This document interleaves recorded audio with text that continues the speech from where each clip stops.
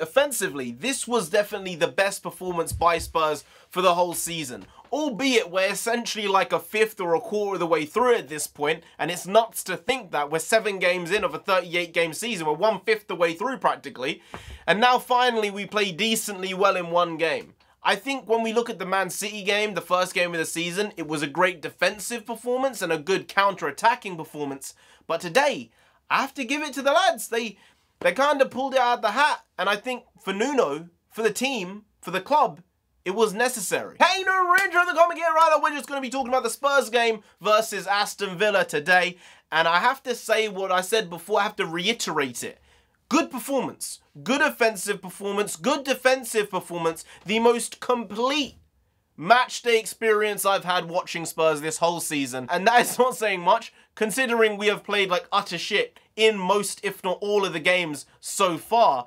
But today, again, we started on the back foot. Aston Villa pressed very high, and for the first 10 minutes, we weren't really there. We were kind of off playing another game for 10 minutes of the match. And then after that, Spurs kind of played themselves into the game, started asserting their dominance, and I think generally the quality golf was shown in this match. And Spurs definitely deserved the lead when they got it. It came at the right time. It came midway through the first half where we were kind of dominating the game for a little bit. And after that point came, Aston Villa kind of backed off a little bit and we had a handful of more chances. I didn't know. I had no clue that Hjulberg had the finishing capabilities that he has shown so far this season. 2 goals, 2 great goals, one in the Europa Conference League, whatever that might be.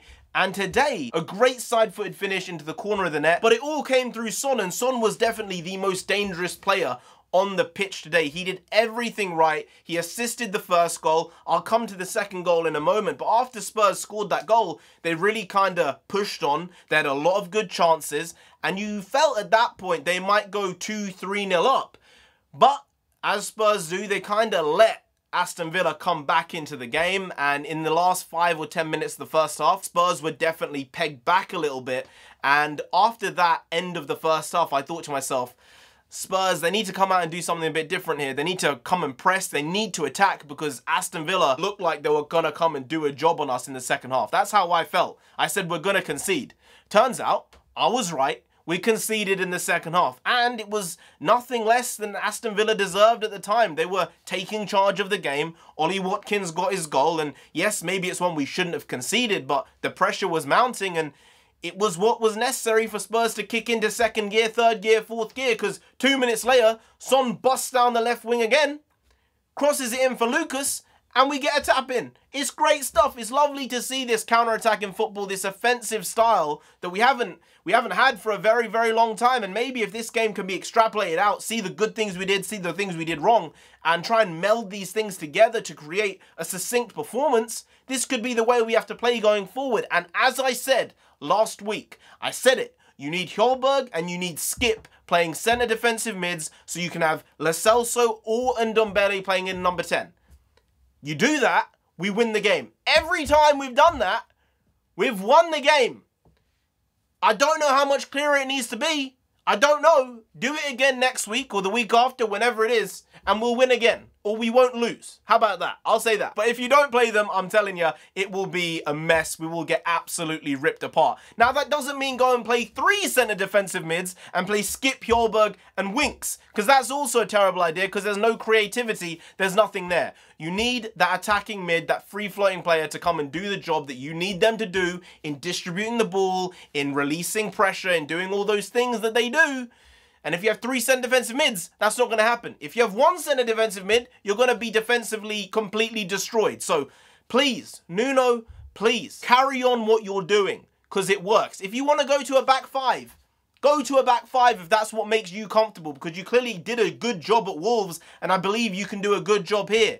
So do what you think is right, because you're the manager for a reason, but if you're going to be doing anything, Skip and Hjulberg together. All right, it's shocking to say it, but I think every single player had a good game. The only person who maybe could have done a bit more may have been Harry Kane, but I think his movement allowed Son to do what he did and allowed us to score the goals we did. So maybe it's harsh saying Kane didn't play that well, but He'd drag players wide, he'd pull players away from Son and Lucas, and I think that was kind of his role today. He could have had a handful of goals as well, to be honest, and when Lo Celso came on, he had a great chance that he didn't put away. And I've said it before, I'll say it again, I'll say it one more time. Lo Celso, you need to go on the training pitch and you need to start finishing some balls in the back of the net. Because when Harry Kane gives you a sitter like that, and he's unselfish like that, you need to score. You need to give him the claps for not being selfish in a position where he could have scored himself, but he knew you were in a better position. You need to try and finish those. Even when you look at Son today, he played great. He was man of the match for sure. But I don't think I've ever seen him be more wasteful in front of goal. He had a lot of very, very good chances. And while the performance was very positive and while it was very strong, we could have won this game 5-6-7-1. I really, really do believe that. If our finishing had been more clinical, this would have been a blowout. Thinking back, we may have had over a dozen chances in this game. A dozen real chances, not we shot from 30 yards. Proper good opportunities. And we haven't had that the whole season, so that's a good change. I will say this as well. Son's running in from behind is what is necessary every single week. We need Lucas and Son to do that every time. We will get results. The weird thing is the table is very, very congested right now, just like it was last season. Last season was the most uptight table in Premier League history when it came to, I think, 2nd all the way down to 11th. There was the smallest points gap last season between 2nd and 11th ever. And I think this season could be the same. There are a lot of points being dropped by a lot of big teams, and I'm not saying Spurs are in that category, but I'm saying looking at the table, Spurs are 8th. That is objectively not good. But if you look at it the other way, we're only 2 points off the top 4 and 4 points off the top of the table. And I have to say we've played really shit this whole season so far. So with us playing shit, we're still only 2 points off where we want to be. That's not really the end of the world. I don't know if I've changed my mind. I don't think the performances have been good, but 2 points off the top 4 is not much. It's nothing really in the grand scheme of things. It can change next week and we could be there, or we could be even lower in the league, obviously, but there's a chance we could be in the top 4 next weekend. And that is very odd considering how everyone has said we've been playing so badly, and I agree with that. But what if we'd got a point against Crystal Palace? We'd be on 13 points. Would that have still been a bad start to the season? What if we'd won against Crystal Palace and we were on 15 points and 2nd in the league right now?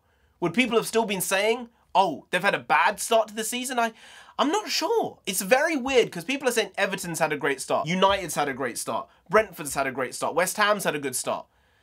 But they're in and about where we are with points. It's not like someone has run away with these first 7 games and are on 21 points or 19 points. It's just not the way it is. So I think maybe we need to look at Spurs in a different way. We're going through a rebuild, and if we're finishing where we finished last season, 6th or 7th, it's not the end of the world. But if we can compete and try and improve every single month on month, I think maybe there might be something good to come out of this season. I'm not saying we're going to get top 4, but that hope is still there considering we are not so far behind at this moment in time. So that's what it is. 12 points off of 7 games. Could have been better, could have been worse, but in the grand scheme of things, compared to everyone else around us, it's not that bad. Anyway, guys, if you did enjoy this video, please like, share, comment, and subscribe to the channel down there. If you didn't, Sonny himself gonna come after you. You don't want that, no. You really don't, so just subscribe anyway to avoid that. I've been NarendraTheComic, you've been Grand. We'll see you next time. That's tomorrow. If you don't know, make a video every single day. Been doing it every day for over 1,000 days now. We ain't stopping. No, till we get to 10,000 subscribers. So do subscribe, pop back again tomorrow for some more quality shitty content, because we're hashtag never not here, just how it goes. Also bring the podcast means nonsense in Punjabi. We also bring that. Bring a lot. Bring a little, do a lot, do a little, but we do indeed bring the quality shitty content on a daily basis. So see you tomorrow. More of the same, slightly different, but essentially the very same. Once more. See you then. Skadoosh.